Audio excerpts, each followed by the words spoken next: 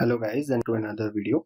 In the previous video, we had discussed an idea project wherein we are using API gateway in order to trigger our AWS Lambda function, and which in turn triggers our Python function which is there in our AWS Lambda function.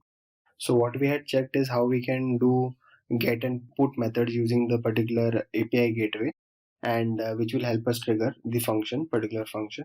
In this particular video, or in the couple of videos coming after this, what we are going to be discussing, we are going to be discussing a particular method in which you can invoke your Lambda function using S3 buckets. So what are S3 buckets? S3 buckets are basically simple storage units wherein you can store huge amounts of data, and let's say some person in your company is trying to upload some data or upload a particular file in a designated S3 bucket, and every time drop down is done in that particular bucket or a new file has been uploaded in that particular bucket, you are supposed to be notified about it. Okay, so this process of things being uploaded and you being notified can be automated via a serverless architecture by adopting AWS Lambda. So what happens here is there is a small bifurcation which you need to understand, wherein there are triggers and there are endpoints. So what is a trigger? A trigger is something like API gateway which triggers the AWS Lambda function, and that trigger can be swappable with let's say an S3. So what happens is you need to place the trigger as the S3 bucket, and you can specify the method which is being used, like if particular item has been pushed, item has been deleted, item has been modified, etc., etc. Accordingly, that particular Lambda function will be triggered, and in the end, there will also be an endpoint. Like if the result of that particular Lambda function is successful, it should send out a SNS notification or an email to the particular team email ID to notify them that this particular bucket has been dumped with a new file. Please check it out, or something like that. And that is the idea which we are going to be exploring in this particular video, wherein a new bucket I'll be creating, and we'll be testing it out how that particular Lambda function will be triggered when we upload a particular file into that particular S3 bucket.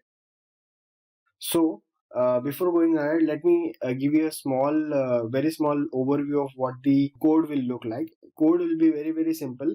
It is not the code which is the of essence in this particular example. It is the working on which how the execution goes.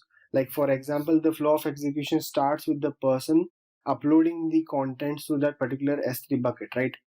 So now, as you are aware of the concept of events in AWS Lambda function, events are something which your Lambda function can use and can borrow from the process which precedes it.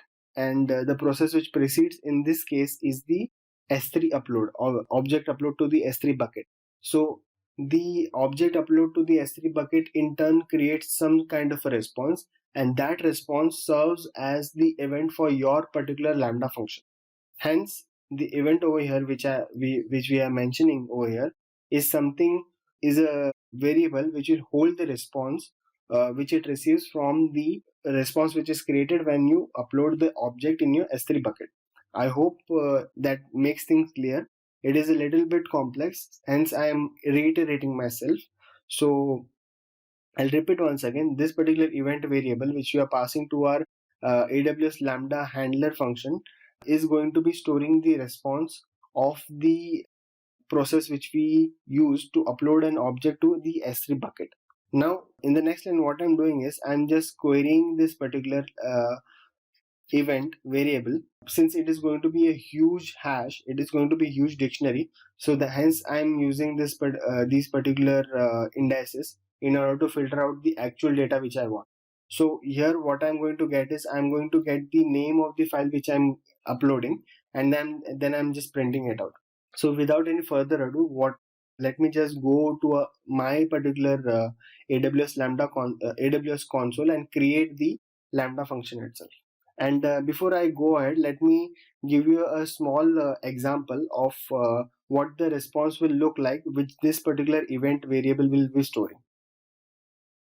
So here it is. Let me make it big.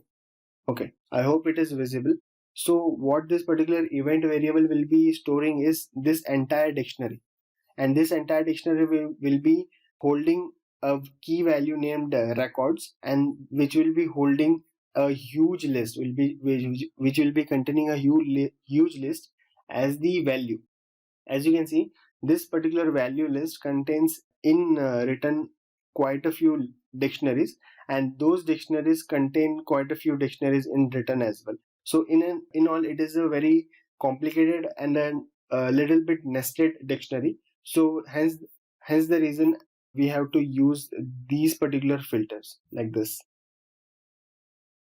Records, and the first entry in the particular records, then the key value is S3, and then the first key in that particular dictionary nested under S3 is object, and so on and so forth. Hence we have to keep this nested. I have hidden the some of the values because those are confidential, and this particular screenshot is I have kept just for you to get a little bit an overview of what your Lambda function will be expecting, and accordingly you can filter things out. So let me pause the video over here, and I'll see you on the other side with my AWS console ready to start creating a new Lambda function. Okay, thank you.